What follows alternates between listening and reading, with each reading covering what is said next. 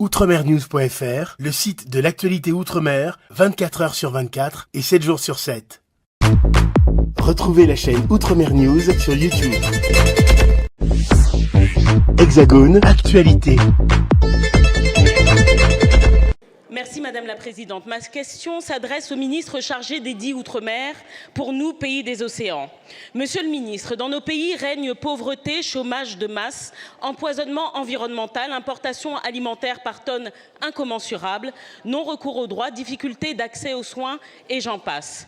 Ah, la vie qu'on mène, vous le voyez, elle n'a rien à voir avec les bienfaits de la colonisation vantés par votre collègue ministre de l'Intérieur. Comme précisé par mon collègue Giovanni William, les citoyens ont décidé de se mobiliser afin d'obtenir de la grande distribution une baisse immédiate des prix alimentaires. Car ils sont las de payer un pack d'eau à 10 €, las de devoir se priver d'une alimentation saine et équilibrée, las de subir cette captivité commerciale et institutionnelle. Si depuis le mois d'août, les mobilisations ont été plutôt pacifiques, certaines nuits ont été émaillées de détérioration grave de l'espace public, de pillage de magasins, notamment au quartier de Sainte-Thérèse à Fort-de-France, qui paye le plus lourd tribut de cette colère populaire.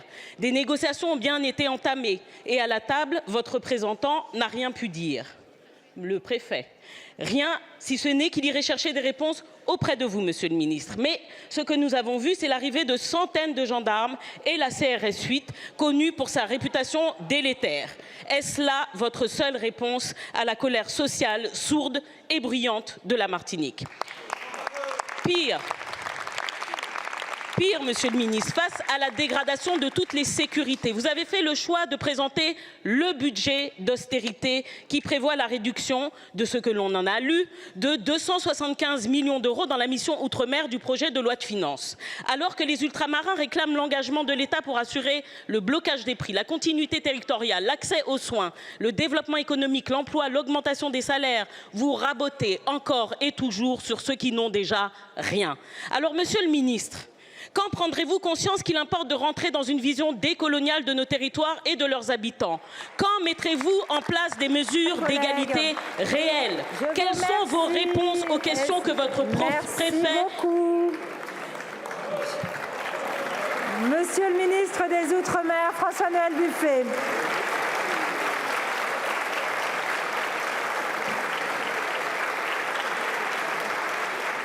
Merci Madame la Présidente.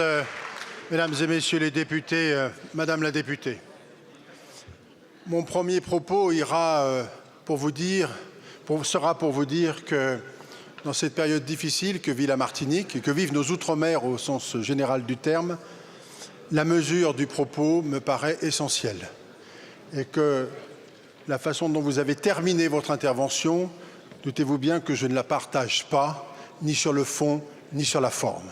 En revanche, je reste convaincu qu'au cours des événements du moment en Martinique, il y a une première chose à rappeler à tout le monde. Je tiens d'ailleurs à remercier à cet instant le ministre de l'Intérieur qui a permis que les forces de l'ordre soient présentes sur le territoire. Il y a quelques jours encore, des tirs d'armes à feu ont eu lieu, l'avant-dernière nuit. Aujourd'hui, les choses sont, me semble, rentrées dans l'ordre, en tous les cas provisoirement. Et la première chose, c'est donc que le calme revienne. Premier point. Le deuxième point, Madame la députée, c'est le fait que le préfet est au travail et l'État est mobilisé pour apporter une réponse, bien évidemment, à la situation ponctuelle de la Martinique. Il y aura des propositions qui seront... Si vous me laissez... Si vous avez simplement la courtoisie de me laisser répondre. Après, vous penserez ce que vous voudrez, mais je vais vous répondre. Donc on va répondre.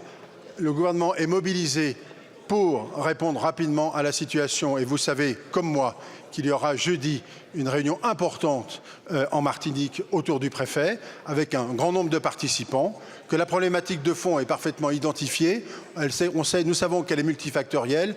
Il faudra s'engager ensuite dans un travail beaucoup plus approfondi, de réformes beaucoup plus approfondies. Et c'est une des missions, naturellement, que je devrais assumer dans les jours qui viennent. Donc, je dois vous dire simplement qu'il n'y a que la mesure et le travail en concertation qui permettra d'aboutir à des solutions durables pour l'ensemble des Antilles et j'allais presque dire pour l'ensemble de nos Outre-mer. Merci. Outremernews.fr, le site de l'actualité Outre-mer, 24 heures sur 24 et 7 jours sur 7. Retrouvez la chaîne Outre-mer News sur YouTube.